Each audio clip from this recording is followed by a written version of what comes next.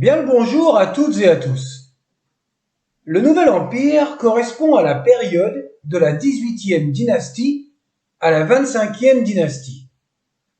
La grammaire ayant évolué, celle du Nouvel Empire commence en réalité au cours de la 17e dynastie et se poursuit jusqu'à la fin de la troisième période intermédiaire avant la période appelée Basse Époque qui débute donc dès la 25e dynastie. La grammaire du Nouvel Empire s'appelle le néo-égyptien. Dès le Nouvel Empire, nous avons en réalité deux grammaires distinctes. Celle du Moyen Empire, qui est l'égyptien de tradition, et la nouvelle que nous allons étudier, qui est particulièrement employée dans l'écriture hiératique, mais également en écriture hiéroglyphique. Pour la commodité de la compréhension, et comme dans toutes les grammaires et les dictionnaires, les cours seront présentés en écriture hiéroglyphique et non pas en hiératique. Rappelons au passage que l'écriture hiératique est employée dès l'Ancien Empire. Dès lors, nous assistons à une nouvelle forme de conjugaison, des nouveaux pronoms et des nouvelles graphies empruntées notamment à des mots d'origine étrangère ou à une réécriture des termes déjà présents dans le corpus égyptien. Par exemple, la désinence en T du féminin et celles en OU, OUT pour le pluriel ont perdu leur signification originale. Il n'est pas rare de trouver un terme masculin avec les écritures du féminin et du pluriel et inversement. En effet, c'est l'article qui indique le genre, comme dans la langue française, la forme du duel a pratiquement disparu. La désinence au féminin peut être notée dans la translittération entre parenthèses. C'est d'ailleurs cette méthode que nous allons appliquer. Par exemple, A pour l'âne. On peut le retrouver avec la désinence du féminin, mais celui-ci reste masculin.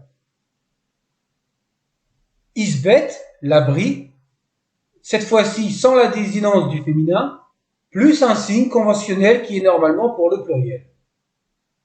Médet, la parole, écrit sans la désinence du féminin, ou alors Remetch, l'homme, avec la désinence du pluriel. En plus des termes dits conventionnels, une nouvelle écriture syllabique fait son apparition qui est connue en réalité dès le Moyen Empire.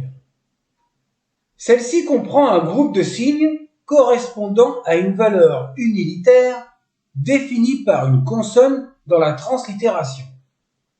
Les hiéroglyphes ajoutés sont les signes translittérés par les voyelles conventionnelles A, I, OU, plus le signe Z1 et le signe Y1. Ces nouveaux mots sont pour la plupart d'origine étrangère, comme les lieux ou les noms de personnes. Et bien entendu, ceux que les Égyptiens ont introduits dans leur langue ou réécrits par les scribes, comme indiqué précédemment. En exemple, le terme dit classique, héreret, la fleur, peut être noté différemment. Cette nouvelle réécriture, composée avec le Y1 et le Z1, ne se translittère pas hururu, suivant les valeurs phonétiques communes. Autres exemples, à la page suivante, Kerjen, la pioche, à ne pas translittérer Kairjana, Merkebet, le char, et non pas Mirkabouti, Saret, la laine, ne pas translittérer Saarti, Kerkemesh, la ville sur l'Euphrate qui s'appelle Carchemish, et non pas Kirkmesha, Irem, avec et en compagnie de. Les deux premiers signes se translittèrent simplement I.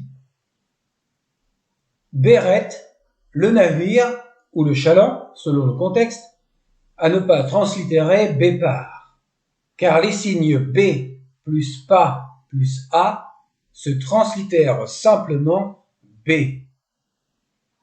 Et le dernier il, qui veut dire un ver xylophage. À ne pas translittérer Younour. Le signe O28 devient simplement I et l'ensemble N et R, avec les signes Z1 et Z3, devient L. Avec cette nouvelle écriture, nous assistons à un début d'acrophonie qui consiste à ne prendre en compte qu'une seule valeur unilitaire avec la suppression du Y1 et Z1 qui deviennent des signes appelés superfétatoires. Dans nos exemples, nous avons le M8, ch, et le O28, i. Cette nouvelle forme sera très fréquente dès l'époque ptolémaïque. C'est en consultant les dictionnaires du néo-égyptien que l'on apprendra au fur et à mesure ces nouvelles formes qui peuvent paraître déroutantes au début. Théoriquement, pour apprendre le néo-égyptien, il faut apprendre à la base l'égyptien du Moyen Empire ou l'égyptien de tradition, mais pour ceux qui veulent brûler ces étapes, nous vous montrerons les vidéos avec l'entièreté du néo-égyptien pour les articles, les pronoms et les termes s'y rapprochant. Ceci afin de ne pas vous demander de chercher dans les vidéos du Moyen Empire, mais nous vous montrerons uniquement la référence. Cela dit, le vocabulaire de nos vidéos est celui employé au Nouvel Empire, mais il peut être employé bien avant ou après. Et il est possible de retrouver ce vocabulaire dans notre grammaire du Moyen Empire.